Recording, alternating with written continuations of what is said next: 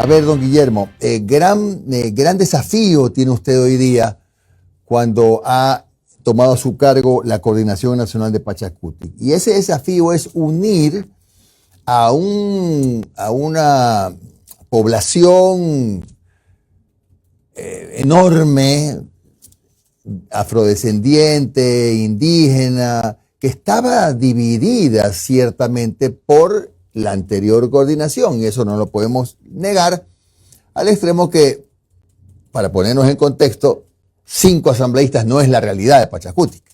Ahora, ¿qué está haciendo Guillermo Churuchumbi para que Pachacutic vuelva a ser esa fuerza consolidada que era antes? Sí, buen día, querido JJ. Mire, yo quisiera expresar un sincero saludo a nombre de la coordinación del movimiento Pachacutic. El 29 de abril gané las elecciones del movimiento Pachacutic. Sin embargo, por problemas internos, lo comentado por usted mismo, ha habido fricciones internas que por intereses personales que lastimosamente no ha permitido generar unidad y consolidar una propuesta común del movimiento Pachacutic. El día jueves 9 de noviembre hubo una segunda elección y por segunda vez, me parece por justicia divina, volvimos a ganar las elecciones del movimiento Pachacutic.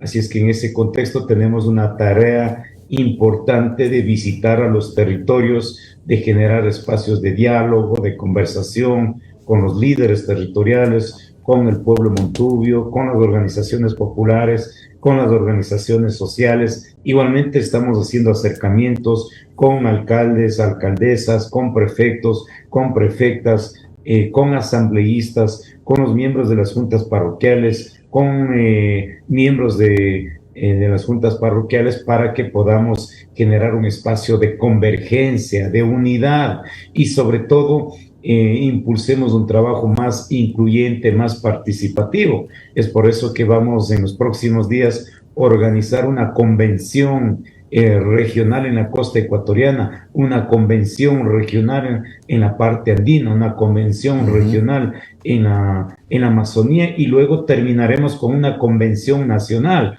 donde podamos evaluar el actuar, la postura política de los últimos 10 años del movimiento Pachacutic, sobre todo el último año. Pero por otro lado también es importante debatir, discutir sobre el proyecto político del movimiento Pachacutic. Igualmente podamos debatir, discutir una hoja de ruta para los próximos años, no solamente para el 2025.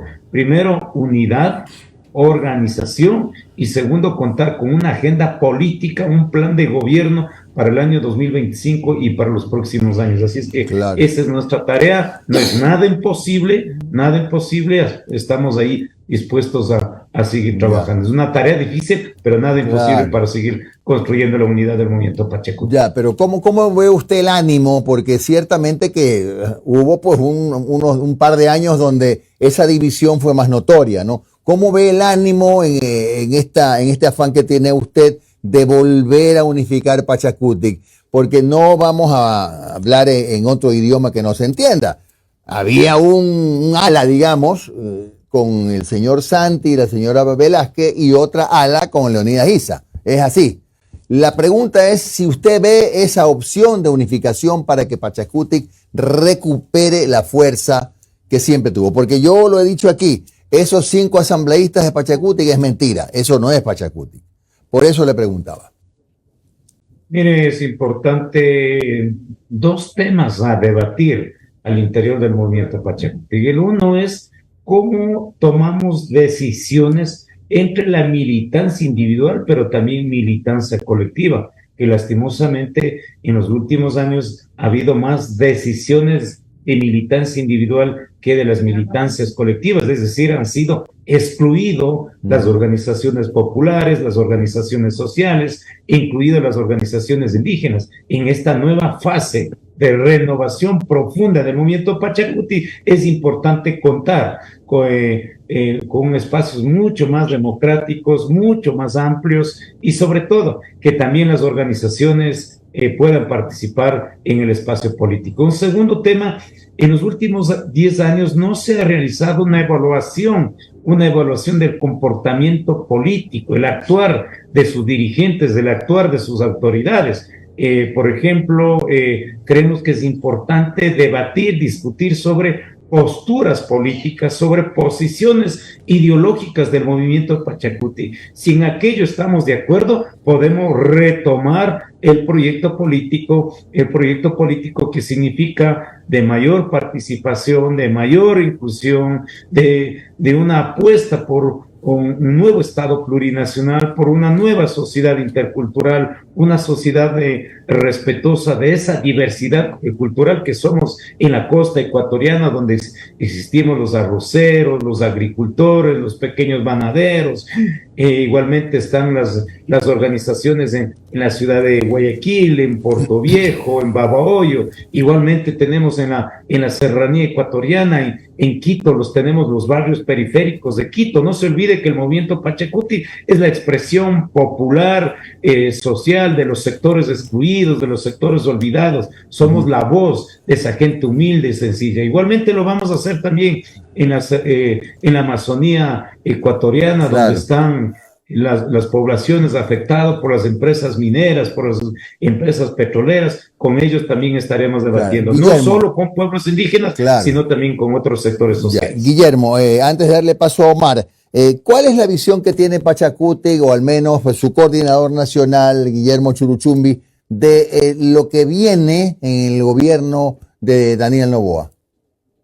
Bueno, primero vivimos en un espacio democrático, estamos en un Estado de Derecho. Los ecuatorianos decidieron elegir al señor presidente Noboa, deseándole toda clase de éxitos. Si a él le va bien, nos irá a todos muy bien, porque no se olvide que en estos momentos es importante trabajar, invertir en seguridad, inversión en educación, en salud, que tanta falta hace. 5 de cada 10 jóvenes están en el desempleo, o cerca de 6 millones de ecuatorianos están viviendo con menos de $3, o cerca de 2 millones de ecuatorianos están viviendo con menos de $1, y miles de ecuatorianos están yéndose fuera del país. Esto significa una gran responsabilidad para el presidente Noboa, para el resto de los actores sociales y políticos también, arrimar el hombro para que podamos sacar adelante a nuestro país. Así es que deseándole éxitos, que cumpla su promesa de gobierno, que cumpla su promesa de campaña, y esto significa que será para el bienestar de todos los ecuatorianos. Don Guillermo, buen día. Omar Jaén le saluda. Gracias por su tiempo. ¿Cómo está, Omar? ¿Cuáles son las líneas rojas con Daniel Noboa? Porque sí, a ver, a nadie le queda duda que todos queremos que le vaya bien, para que nos vaya bien a todos, pero en el idas y vueltas de la política siempre hay puntos en donde puede haber distancias y en algunos casos oposición frontal. ¿Cuáles serían esos escenarios en los cuales ustedes como Pachacuti dirían, no, aquí no?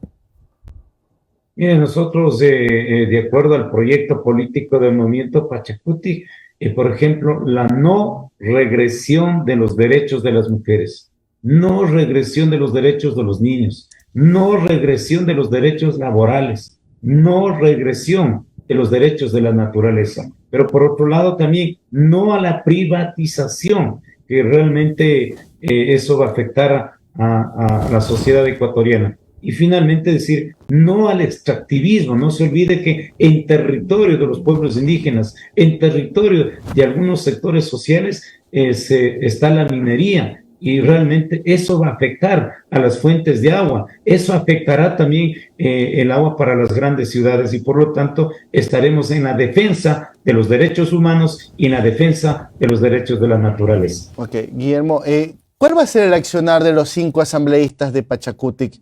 Porque de las 5 asambleístas que tienen en estos momentos en este periodo legislativo, que hemos visto que en las primeras votaciones creo que se abstuvieron en algunas de las decisiones, creo que siguieron los votos para Henry Kronfle, creo. Pero, ¿cómo va a ser el comportamiento? ¿Ya han podido conversar un poco teniendo en cuenta que hay esta mayoría ya conformada? ¿Se unirán en algún momento? ¿Se mantendrán totalmente independientes? ¿Qué han decidido?